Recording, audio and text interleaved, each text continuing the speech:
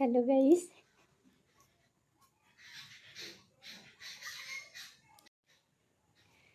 দেখো গাইস, তোমাদেরকে আজকে একটা জিনিস দেখাচ্ছি।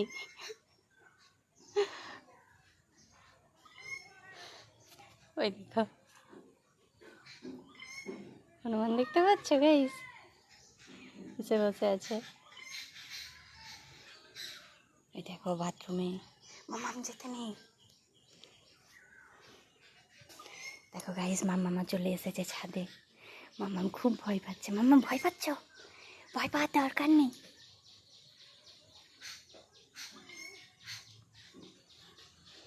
মামাম তিনটে হনুমান।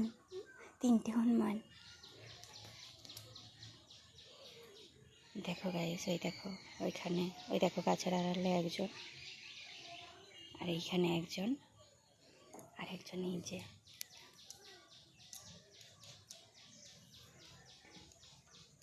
এই দেখো,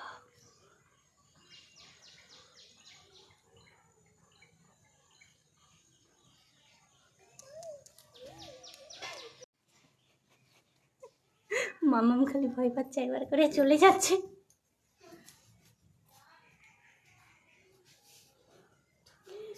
আরেকবার আসছে। দাঁড়াও গাইস, পালিয়ে গেছে কিনা দেখি। না গাইস, পালাইনি, বসে আছে। দেখো বাকিগুলো কোথায় গেল?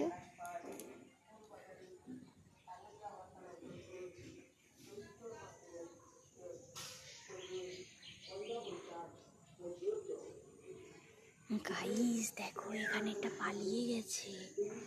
ওরা গেছে কোথায়? একটাই তো বসে আছে ওখানে, আর বাকিগুলো কোথায় গেল রে বাবা?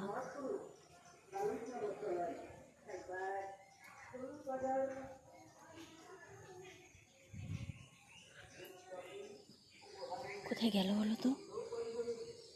দেখতে পাচ্ছি না তো। ওই দেখো গাইস, মাঠে চলে যাচ্ছে। দেখতে পাচ্ছ? ওই দেখো ওই দেখো গাইস, চলে গেছে। ওই যে দেখো গাইস, ওই যে একটা, ওরা মাঠে চলে গেছে গাইস। ওই দেখো, ওই যে একটা, তিনটে, এখনো আরেকটা। আরেকজন কোথায় গেল?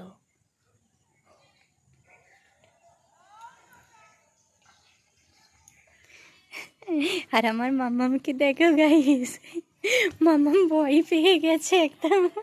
মামা, তুমি ভয় পেয়েছো? মামাম তো ভয় পেয়ে গেছে, আর নেই হনুমানগুলো।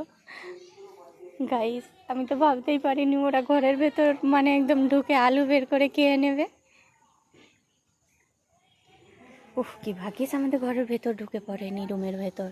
ওখানে মামা একা ছিল, আর আমি ওপরে চলে এসেছিলাম ঠাকুর সেবা সারতে।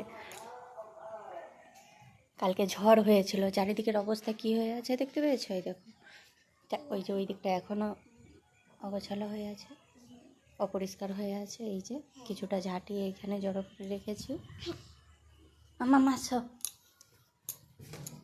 আর আমি ওপরটা ঝাড় দিচ্ছিলাম। এই দেখো কি অবস্থা, এইটাও পড়ে গেছে এখানে। এই দেখো গাইস।